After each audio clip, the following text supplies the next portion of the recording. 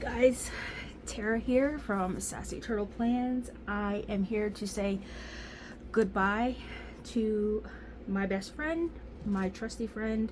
We have been friends for 13 weeks. I use this casebook for 4 a.m. Drunk Journals challenge on the case 2023. Who killed Mrs. Worthington? This was my casebook. I used a old cookbook, used some material on the cover with some paper and washi. These splats here are painted on, and the back is the same, just doesn't have this fancy stuff on the front. And I want to make sure I stay in frame so you can see this. On the inside cover, I had a pocket with some crime scene washi. This was my avatar. This page here, I'm pretty much put the layout of the house, what the estate was worth, the whole story. If these walls could talk, that's all I have to say. This was Mrs. Worthington, all the stuff about Mrs. Worthington.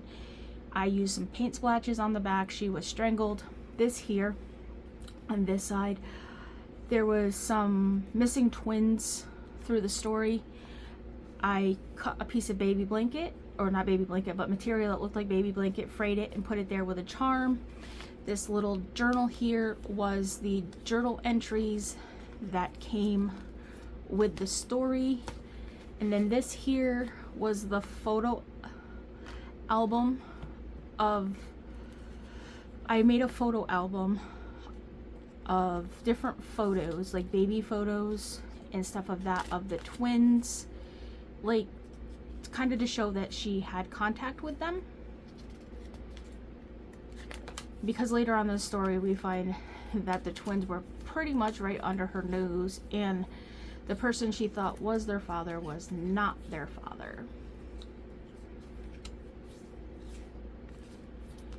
So I made a photo album. I put it inside of this pocket right here, which stayed right in the front of the journal, or my casebook, along with Mrs. Worthington.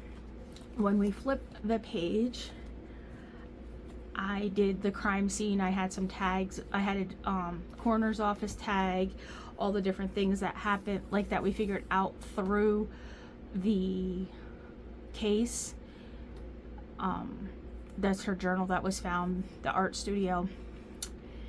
This is Emmy Finn. He's the one that did the autopsy. I kept my medical examiner reports, my toxicology reports. I kind of ripped them and tattered them because, you know, no cop has a neat notebook. This is my imagination with all the different characters. That's Letitia, that was the housekeeper. This was a Letitia's son that we found out later on existed. This is the aunt that the son lived with.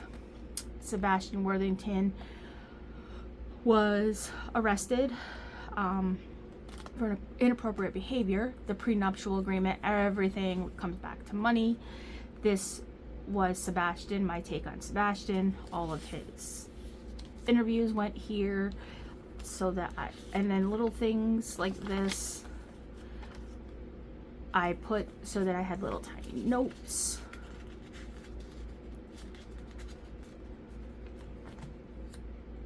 The same here with Philip Worthington, which was one of the sons, the will, where he worked, different information on him, what he looked like. This was Layla, also known as Layla was the baby name, also known as Marnie, which was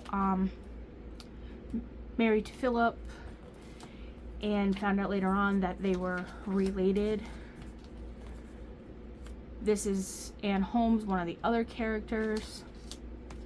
This is what I did for the actual person that murdered Mrs. Worthington, with why she bought a ticket, and different things like that. Lavender, everything comes back to money. She was the daughter of the butler and the housekeeper. This was Pearl, and she was the daughter to Marnie and Paul. Some things happened to her, so she ended up in the hospital, so this is how I represented all the stuff for that. DNA results. I took little paper clips because these are little flip down folders like this, and it says who the father of each person is. So, and then you can close it so it's not there, but these little paper clips like to give me a hard time. So let's see if I can get it on there without ripping the page. And then Layla was missing, but we found out it was Marnie, and this was my page where she was missing. This was Greta, the niece to Mrs. Worthington. Olivia was one of the other characters. This was Nash, which was the boy twin. This was Paul, which was Ann Holmes's husband. Philip, or this was Charles, which was, he was Philip and Nash's father. He was supposedly in love with Mrs. Worthington, but it was a lie because he was in love with Estelle and had a family with her. Albert was another son. Jackson Shaw was the PI, but he was not a PI. He was in witness protection, and we found out that he was in witness protection, and we had no other than Buford T. Justice in my world that came and took over.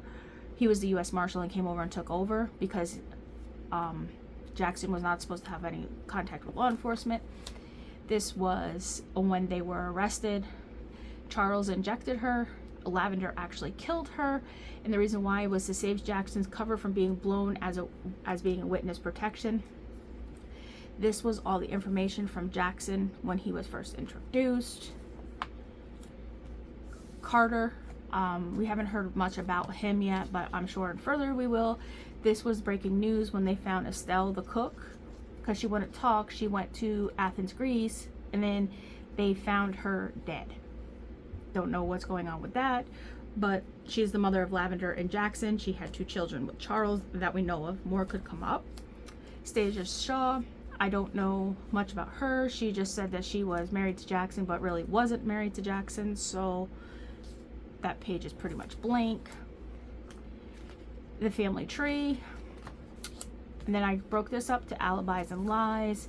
So when we started questioning people, Mr. Worthington and Lavender were at the family cabin. Nash and Greta was away at a couples retreat. The bank, because there was a lockbox. That's where P.I. Jackson Shaw came from. So this is all that, and there was photos, baby photos that was found in there, a contract. So this is my representation of that. And then these were the suspects. And in the beginning, I didn't have any of the proper suspects because these are the ones that I thought was that did it. And then I did suspect cards for each one of the ones that I thought was involved. And then Letitia and Albert's alibi, Marnie's alibi, Philip was at the county jail, and Carter and Ann were together. And then this one here is the DNA results. Again, there was a bigger family tree that was put here, but this shows all the DNA results of all the characters so that we can always go back. The ending of it, Lavender aka April Wallace, was in Greece. Estelle's body was found in Greece. So the last will and testament was evidence that the handwriting analysis, that one of them was a fake because there was 2 wills. Somebody got into the safe. There was 4 sets of fingerprints on the safe. Only 3 were identified. There's still an unknown one that may come up later on. There was supposed to have been a meeting at 3 p.m. at the Lambert's Fine Dining. That didn't happen, but I wanted to represent that. The family cabin had to be dredged because Lavender was missing. Nothing came up there, but this is what they dredged. This was the surveillance footage that ultimately led us to the murderers, which I thought was appropriate to make this page. And then this was the last page when Mrs. Worthington murder was solved. It pretty much came down to Mrs. Worthington was murdered because she was going to blow Jackson's cover, and Charles and Estelle and Lavender hatched up a plan to get rid of her so that she did not blow his cover. We're yet to find out why his cover was so important. And then I just printed this out when the case was closed. 2 suspects in custody charged with the murder of Angela Worthington. Detective Sassy Turtle Plans celebrates victory in solving the crime. Sassy Turtle Plans is me. So, we are sorry about the dog barking. We are saying goodbye to this right here. And I'm sad to see her go, but I'm excited to move on to the next. And this is what I have started so far. I've already done my crime journal, or started my crime book. I have a little medallion here with a turtle on it. And then when we open this up, this is my cover. I made this out of a book. When we open this up, it's just simple on the inside. I did not sew my pages in so that I could pull them out. They're just elastic in there. All my pages are like this so that I can add them. In the back, I just added some little things in case we needed them, and some wanted posters. And then I had this little dangle that I hung on here because it goes true crime and I thought that it would fit. So with that being said, I am going to be going to the next case with 4 a.m. Junk Journals. So I invite you to come join us over at 4 a.m. Junk Journals. I will be doing weekly, if not weekly, bi-weekly updates in my crime journal so that you can see the progression of it. And if you like this video, please give it a big thumbs up. If you want to see more of my videos, please make sure that you like and subscribe. And have a great day. Bye.